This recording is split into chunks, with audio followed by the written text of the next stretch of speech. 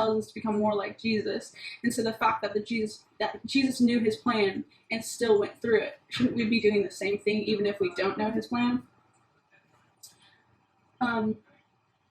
Besides, it says in verse 15, instead you should say, if the Lord wills, we will live and do this or that.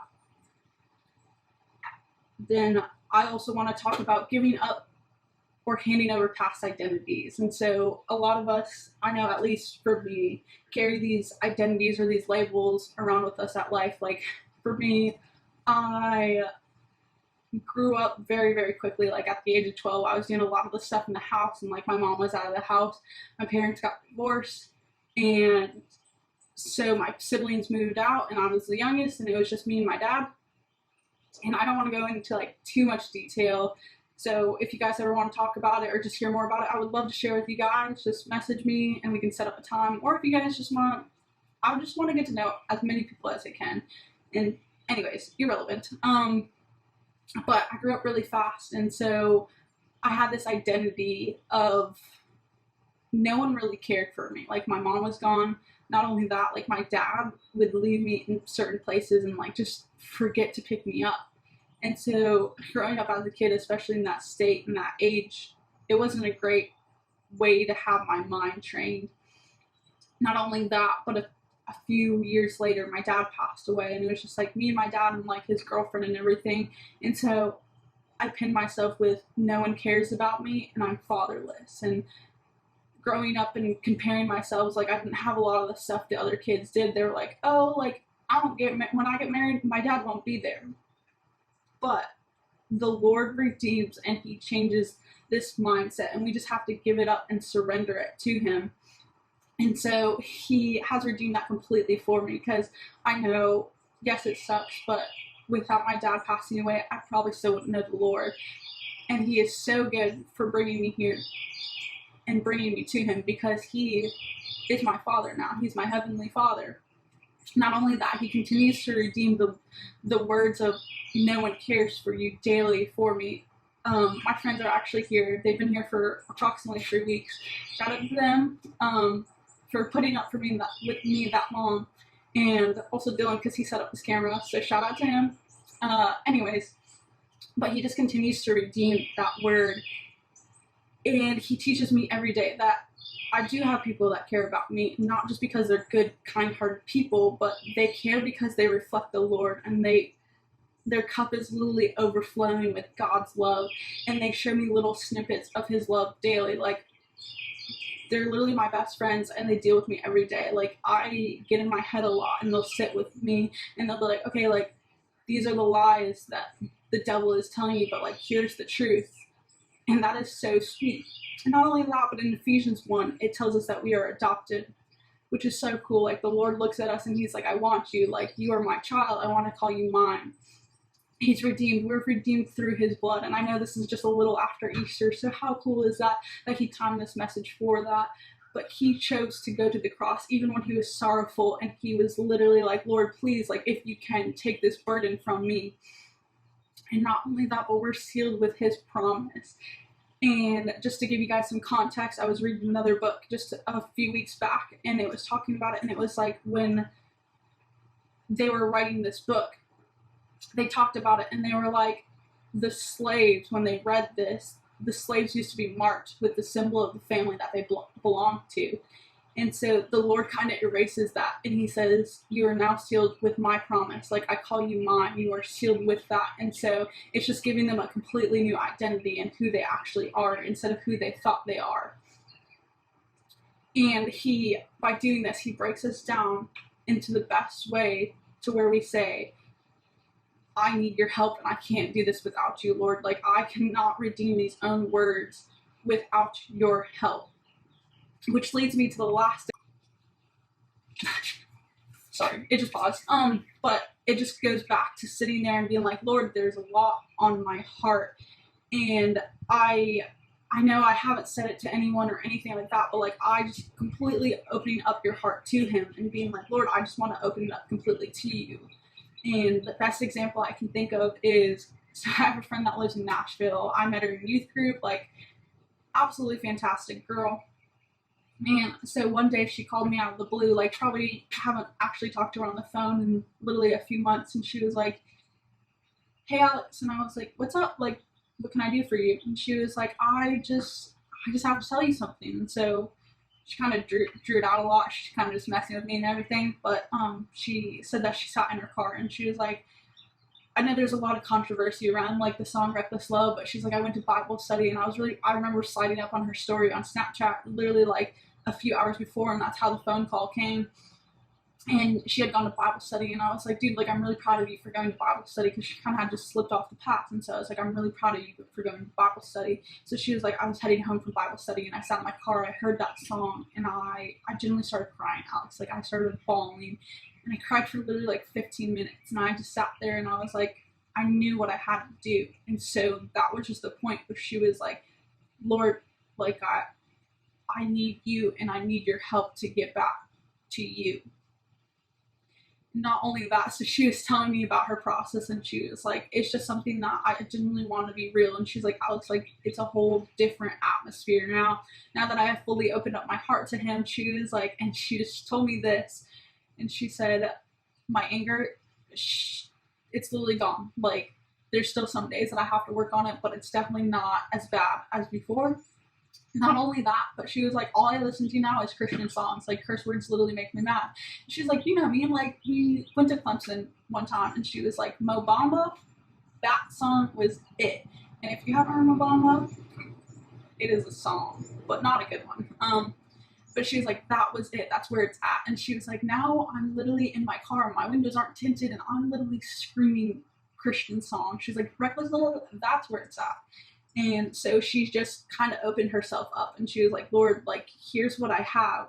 You can have it all. And so John 3:30 says, he must increase, but I must decrease. So it's recognizing that in order for him to occupy our hearts, that we must decrease and look less like of us and look more like Jesus every day, so that way he can increase. And just having that mindset, being like, Lord, okay, like, how can I look more like you today?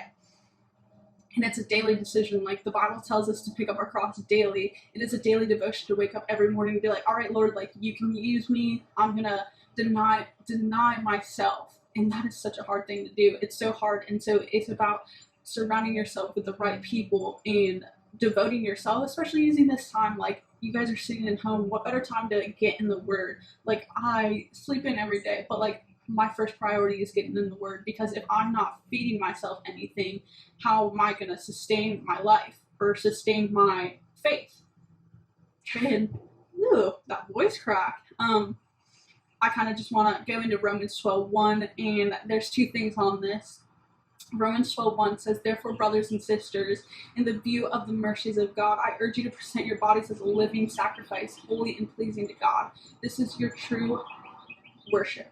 And so my friend over the summer told me this analogy, I guess. She told me this analogy about just being a living sacrifice. And she was like, yeah, the thing is about a living sacrifice is sometimes you just gotta drag it back up on the altar.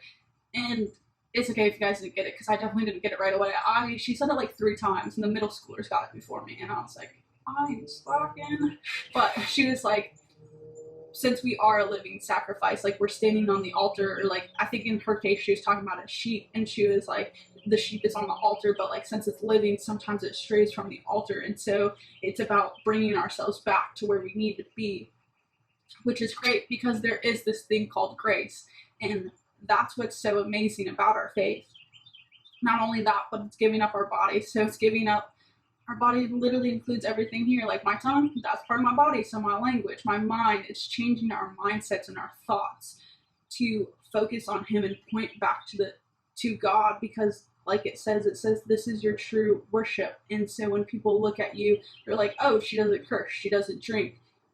And so it's using our bodies to completely stand out for him. And so I just want to leave you guys with this.